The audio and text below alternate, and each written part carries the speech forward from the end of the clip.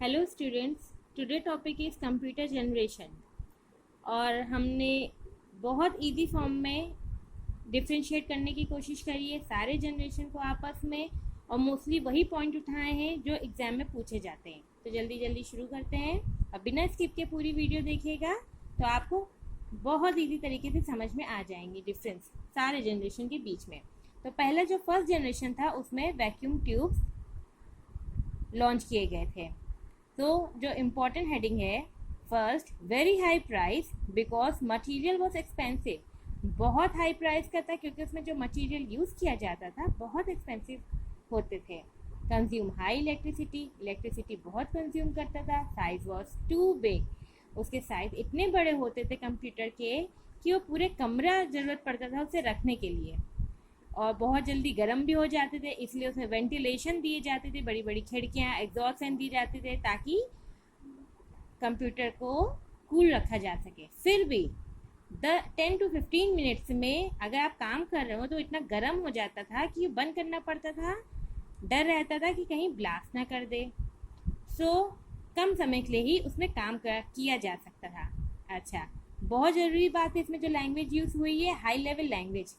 तो high level language की वजह से इसमें लोग काम नहीं कर पाते थे क्योंकि उसको पहले अलग से सीखना पड़ता था। हाई लेवल लैंग्वेज जो इसमें यूज़ होती थी तब जाके वर्क हो सकता था, तो इसमें ज़्यादा लोग काम भी नहीं कर सकते थे, यूज़ नहीं कर सकते थे।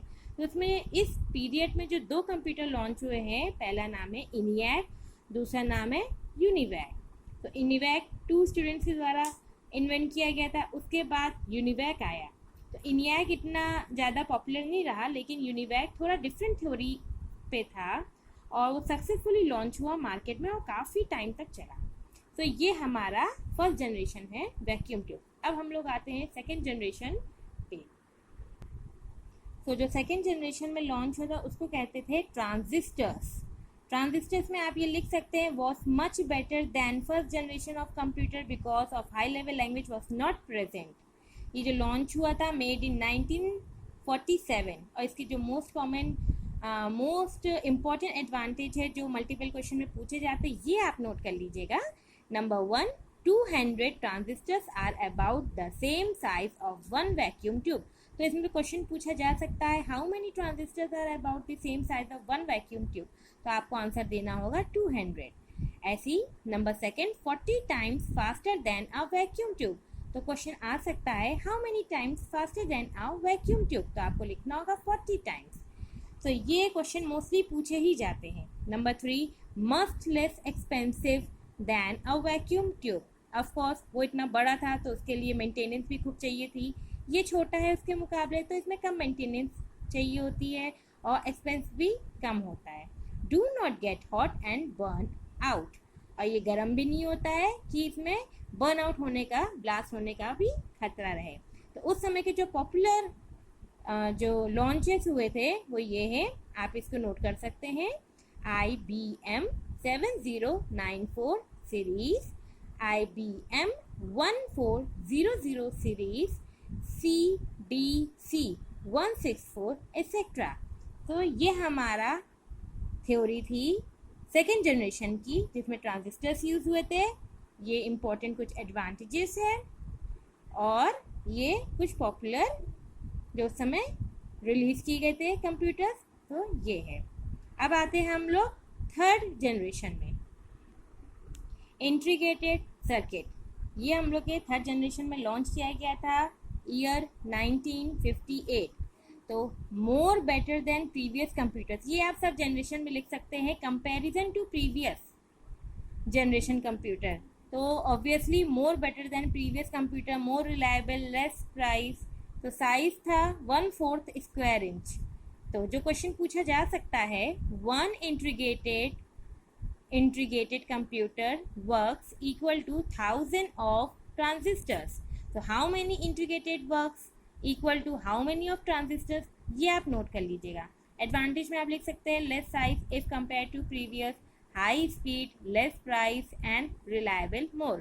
तो उस समय के जो पॉपुलर थे नेम ये है IBM System 360, PDP 8, UNIVAC 1108, UNIVAC 9000, IBM 370। तो और कुछ इसमें ज़्यादा डिटेल में जाने की ज़रूरत नहीं है, सिंपल ये हम लोग का थर्ड जनरेशन है, 1958 में लॉन्च हुआ था। नाम IC इंटीग्रेटेड कंप्यूटर्स, ये कुछ पॉपुलर नेम है जो उस समय लॉन्च हुए थे, ये आप लर्न कर लीजिएगा। अब हम लोग आते हैं फोर्थ जनरेशन पे।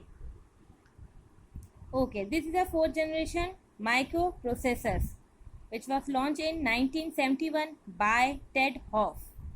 So generally it was a chip and less in size. और ये जो फोर्थ जनरेशन है वो अभी हम लोग की चल ही रही है, ये अभी फिनिश नहीं हुई है। तो आप प्रीवियस जनरेशन के जितने भी कंप्यूटर्स थे उसके कंपेयर में आप ये लिख सकते हैं, मोस्ट रिलायबल, लेस प्राइस, और जैसे हमने और भी पीछे एडवांटेजेस बताई है आप वो भी इंसर्ट कर सकते हैं। तो उस समय जो फर्स्टली इंस्टॉल्ड हुआ था तो इंटेल 4004। सो जो फर्स्ट चिप जो आई थी, चिप का नाम था Intel 4004। If machine is automatic then it is sure chip is inserted. अगर कोई भी मशीन ऑटोमेटिक है तो आप समझ जाइए उसके अंदर चिप इंसर्टेड है। जैसे automatic cars, micro oven, toasters, mobile, automatic alarm जिसमें हम लोग टाइमिंग सेट कर देते हैं, 1 घंटे बाद ऑफ हो जाए ऑन हो जाए, टाइमिंग जिसमें सेट हो जाती है। Okay, it works because of less size, जिसमें large scale integration and VLSI very large scale integration inserted था। सो इसी छोटी सी चिप में इतने सारे काम हो सकते थे। अब फॉर एग्जाम्पल अगर हम लोग मोबाइल दें तो मोबाइल में कितने सारे फीचर्स इंसर्टेड है। पहले टाइम में फ़ोटो किसी और चीज़ से खींचती थी, कैलकुलेटर में कैलकुलेशंस होते थे, और ऑडियो वीडियो रिकॉर्डिंग भी अलग होती थी। लेकिन आज के टाइम में मोबाइल में ही, एक ही मोबाइल में ये सारे फीचर्स अवेलेबल है। ओके, फोर्थ जनरेशन के जो मेन है computers, IBM PC, Apple, Macintosh. So this was our fourth generation microprocessor which was launched in 1971 by Ted Hoff. और ये फोर्थ जनरेशन अभी भी कंटिन्यूसली चल रही है, ये अभी ख़त्म नहीं हुई है। Now comes in fifth generation. So ये हमारा जो फिफ्थ जनरेशन है प्रॉपरली देखा जाए अभी स्टार्ट कंप्लीटली सक्सेसफुल नहीं हुआ है।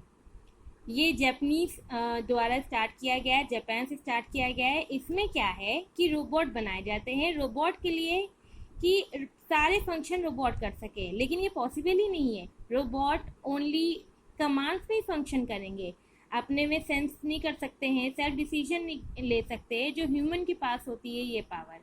तो ये कम्प्लीटली सक्सेसफुल तो नहीं है, लेकिन हाँ ये चल रहा है इस पे काम। देखिए मे बी शायद फर्दर फॉर फ्यूचर ये कभी सक्सेसफुल हो सके।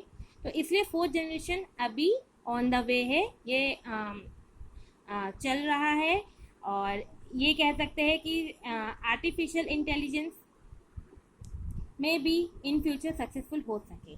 तो हम लोग देखिए पहले थे in development stage but not complete, making robots which works fully on its own but not fully successful. तो ऑटोमेटिकली अगर हम लोग बात करें तो ऑटोमेटिक काम नहीं कर सकते रोबोट्स, फुल्ली नहीं कर सकते, क्योंकि वो लोग चाह रहे, जापानीज लोग चाह रहे हैं कि रोबोट खुद से थिंक करे, खुद से डिसीजन ले। तो ना उसमें फीलिंग्स होती है, ना वो डिसीजन ले सकते हैं, उसमें खाली इंस्ट्रक्शन फॉलो कर सकते वो लोग। तो but we can further decide to, maybe कल ये चीज़ हो जाए। खैर अभी तो फ़िलहाल ऐसा कुछ भी नहीं है, लेकिन कुछ फंक्शंस जो फिफ्थ जनरेशन के हैं वो सक्सेसफुली चले हैं, जैसे कि बायोमेट्रिक चेक।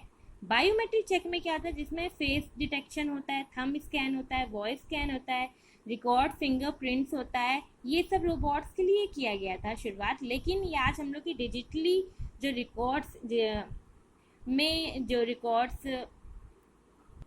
सेव करने में ये बहुत हेल्पफुल हुए हैं। तो ये जो फीचर्स है बायोमेट्रिक चेक, जिसमें ये आज फ़ोन में भी इंसर्टेड है, जैसे फेस डिटेक्ट कर लेता है, थंब स्कैन कर लेता है, वॉइस स्कैन कर लेता है, फिंगरप्रिंट्स को रिकॉर्ड कर लेता है।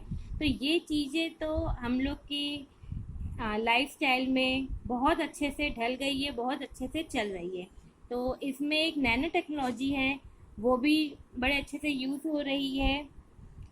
अच्छा, इसमें quantum computing works with physics. इसमें आप एक मान के चलिए एआई में 5th जनरेशन में बायो भी आ गई है, फिजिक्स भी आ गई है, मोस्टली फील्ड इन्वॉल्व हो गई है। Many field is interlinked but it is in the process. लेकिन ये जो 5th जनरेशन है ये कंप्लीट नहीं हुआ है, ये अभी भी प्रोसेस में है।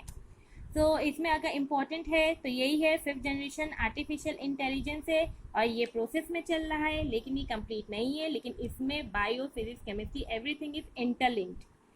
तो इसमें कुछ फीचर्स है जो हम लोग की लाइफस्टाइल में बहुत अच्छे से ढल गए हैं, बहुत अच्छे से चले भी हैं और चल रहे हैं। जैसे बायोमेट्रिक चेक, ये आप अपने में